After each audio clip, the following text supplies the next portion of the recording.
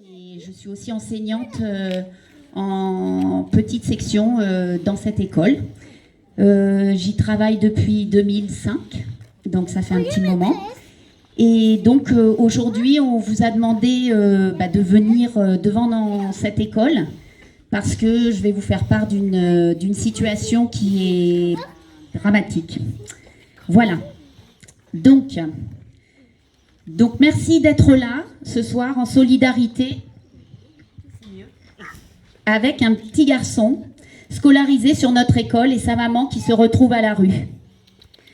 Le 15 septembre dernier, j'ai été interpellée par un travailleur social de Médecins du Monde qui m'informait de la situation de ce petit garçon, m'indiquant qu'il dormait dehors avec sa mère depuis fin juillet.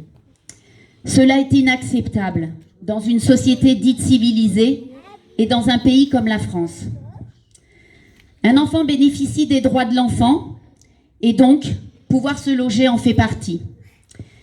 Depuis ce jour, en lien avec RESF, mais aussi avec les différentes associations du territoire qui viennent en aide aux plus démunis, avec les syndicats, nous n'avons pas cessé d'alerter les pouvoirs publics, les centres d'aide sociale, les politiques.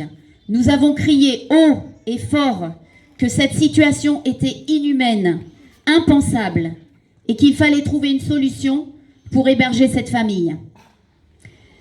Nous avons laissé le temps à tous ces acteurs de trouver une issue à cette situation, et c'est pourquoi pendant 2 semaines, ce petit garçon a été mis à l'abri par l'hébergement de bénévoles, mais aussi par le financement de nuits d'hôtel, par RESF et par le CIAS, Centre d'aide sociale intercommunale.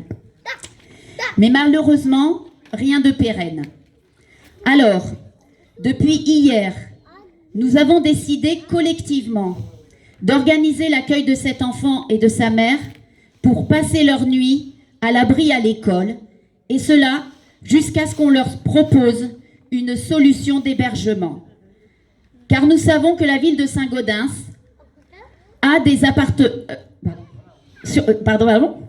car nous savons que sur la ville de Saint-Gaudens, des appartements pourraient être mis à disposition d'associations qui seraient prêtes à les réhabiliter ou alors de permettre aux centres sociaux de s'en saisir. Si aucune solution n'est apportée, nous organiserons d'autres actions la semaine prochaine et nous comptons sur vous pour nous accompagner. Car non, nous ne nous résignons pas à ce que des familles dorment dehors. L'école de la République fait grandir les enfants et prépare les citoyens de demain. Alors, offrons-leur une vie digne pour les préparer à construire un monde meilleur. Merci.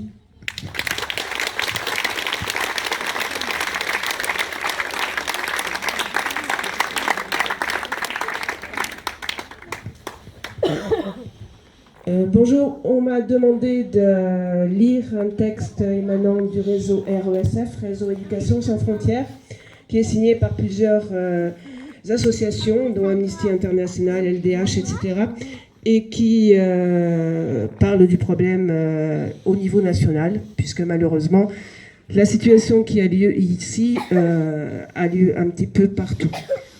Actuellement, en France, près de 2000 enfants sont contraints de dormir dans les rues. Aussi alarmant soit-il, le chiffre est pourtant largement sous-évalué, car il ne prend pas en compte les enfants dont les parents ont renoncé à appeler le 115, toujours saturés, faute de places disponibles ou adaptées, pas plus que ceux qui vivent dans des bidonvilles ou des squats, et pas non plus les mineurs non accompagnés. Ce rude constat d'échec collectif, comme le qualifie Pascal Brice, président de la Fédération des acteurs de la solidarité, est le résultat de politiques d'hébergement d'urgence, du logement et des migrations qui ne parviennent pas, en dépit des moyens importants alloués, à résoudre ce problème. Si la région Île-de-France est la plus touchée, la situation n'est pas meilleure dans les autres départements. Quelques exemples.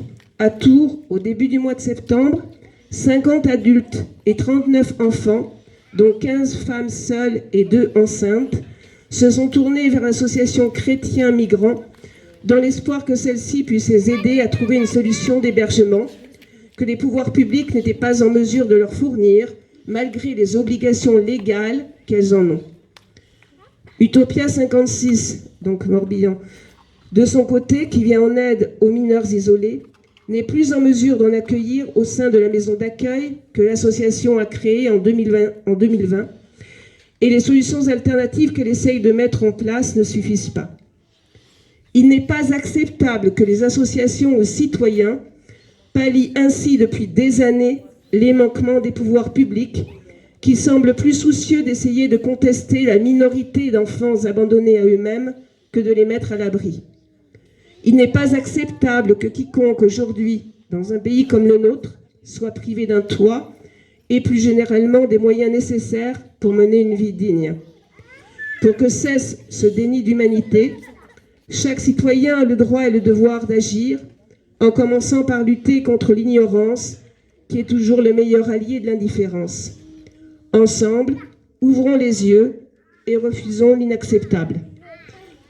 Pour terminer, pour ceux ou celles qui peuvent ou qui le désirent, il y a des associations ici qui ont besoin de bénévoles, dont RESF, Réseau Éducation Sans Frontières.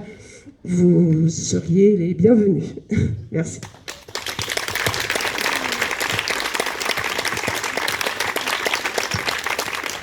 Je ne sais pas, est-ce qu'il y a d'autres personnes qui souhaitent prendre la parole? Le micro est libre. Non. Bon, écoutez, en tout cas, merci beaucoup, parce que ce rassemblement qu'on a fait un petit peu au pied levé est loin d'être ridicule. Donc, on sera peut-être amené, comme je l'ai dit tout à l'heure, à faire d'autres actions si tout ça ne suffit pas. Donc, on vous tiendra au courant, toujours par les différents réseaux. Et donc, j'espère que vous pourrez continuer à nous soutenir, à vous engager. Les gens s'aperçoivent que non, on ne va pas s'aligner, on ne va pas accepter.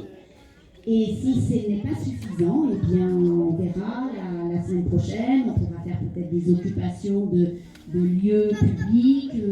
Ça peut être l'occupation de l'école.